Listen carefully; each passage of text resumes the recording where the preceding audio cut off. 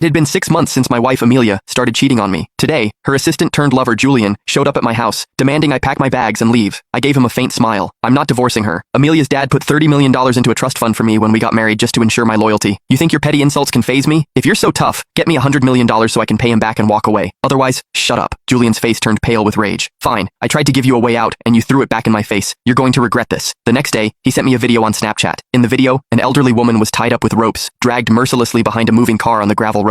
Divorce Amelia, or watch your mother die. I froze. I knew for a fact my mom was currently vacationing in Europe. I zoomed in and took a closer look at the screen. Holy shit, that wasn't my mom. That was my mother-in-law, Mary. When Julian's video popped up, I was in the middle of a $30 million board meeting. Marcus, my father-in-law, had specifically put me in charge of this deal. He always said Amelia was too reckless, and I was the only one he trusted with the family empire. Over the past few years, Amelia's parents treated me like their own son. To repay their kindness, I did everything to be a perfect husband. I quietly handled her mess-ups at work and took care of her health. Amelia had a weak stomach, so I drank in her place at business dinners. She hated strangers in her personal space, so I personally cleaned our bedroom every single day after work. Even when her extended family pressured us, I took the blame for our lack of children, just to shield her from stress. In my mind, marriage was about building a life together, until Amelia bluntly sat me down one day. Julian and I are sleeping together. Keep this from my parents, Liam. Just because you do things for me doesn't mean I have to love you, and honestly, I don't. If you find someone else, go ahead. I was shocked for a second, but accepted it quickly. Our marriage had always been a match of convenience. After we married, Marcus and Mary's mentorship allowed massive breakthroughs in my career. Compared to chasing a woman who didn't love me, I cared far more about the opportunities her parents gave me. So, I promised Amelia I would keep her secret as long as she didn't do anything too humiliating in public. That was why I never cared when Julian tried to mark his territory before. But this time, because I didn't reply immediately, Julian started spamming my Snapchat. Liam, if you don't sign the divorce papers, I can't guarantee this old lady is going to keep her arms. I frowned, tapping into the chat. The footage was blurry, but I could clearly see an older woman tied with ropes, being dragged behind a car. Panic surged through me. I quickly typed back, "Don't do anything stupid. If you cross the line, Amelia and I won't be able to bail you out." Julian replied instantly, "Bail me out? She's your mother. When she dies, just bury her." My mom? My mind went completely blank. I paused the board meeting, walked out of the conference room, and FaceTimes my mom. My heart pounded violently with every ring. Just as the call was about to time out, she finally answered. "Liam, sweetie, why are you calling me at this hour?" Her voice was bright and relaxed. In the background, I could hear the bustling sounds of a Parisian cafe. I let out a long sigh of relief. Thank God my mom was safe. But before I could catch my breath, my chest tightened again. If the woman in the video wasn't my mom, then who the hell was it? I quickly made an excuse, hung up, and fired off a text to Julian. "You kidnapped the wrong person. That is not my mom. Let her go and get her to a hospital right now." 30 seconds later, Julian sent a voice note. A weak, agonizing voice gasped through the speaker. "My son is Liam. He won't let you get away with this." That was Mary's voice. I froze on the spot,